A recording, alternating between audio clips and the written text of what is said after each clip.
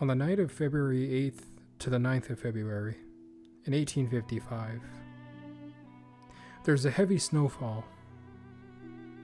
When the locals woke up, they saw a series of hoof-like marks that appeared in the snow.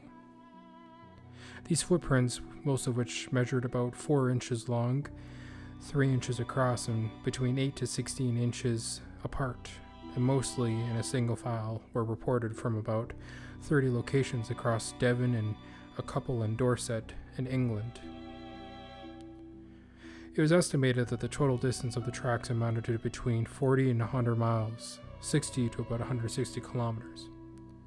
Houses, rivers, haystacks, and other obstacles were traveled straight over. Footprints appeared on the tops of snow-covered roofs and high walls which lay in the footprints' path, as well as leading up to the exiting drape pipes, as small as 4 inches in diameter.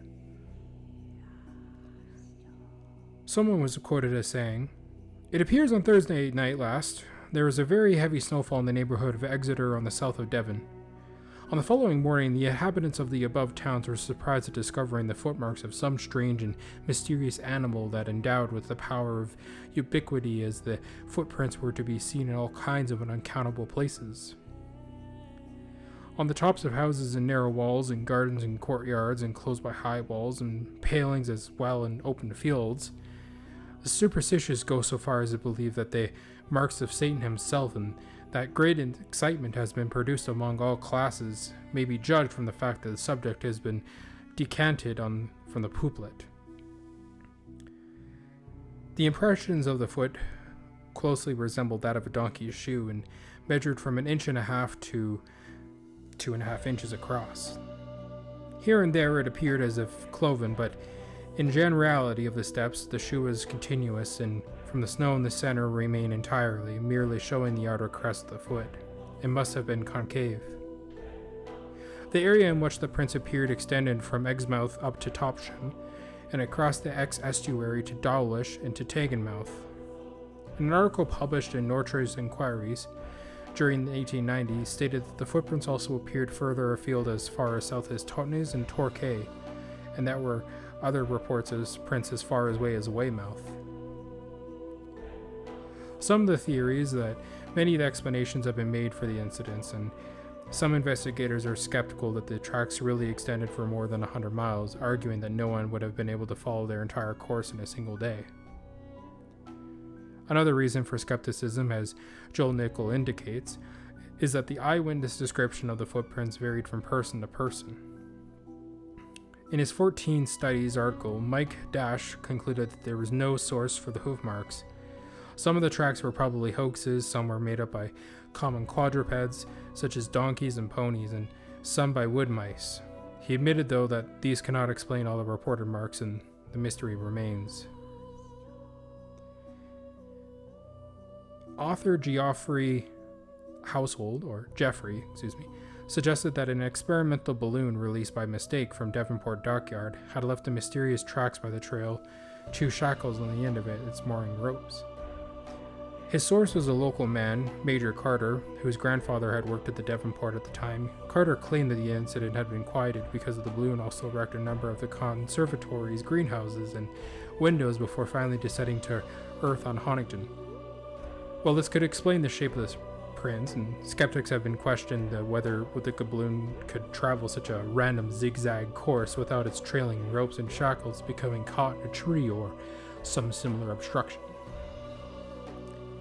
The next theory was hopping mice. Mike Dash suggested that at least some of the footprints, including some of these mice found on rooftops, could have been made by hopping rodents such as wood mice. The print left behind after a mouse leaps resembles that of a cloven animal due to the motions of its limbs when it jumps. Dash stated that the theory that the Devon prints were made by rodents was originally proposed as long ago as March of 1855. Another really kind of out there theory was a kangaroo. In a letter to the Illustrated London News during 1855, Reverend Musgrave wrote, "In the course of a few days, a report was circulated that a couple of kangaroos escaped from a private menagerie.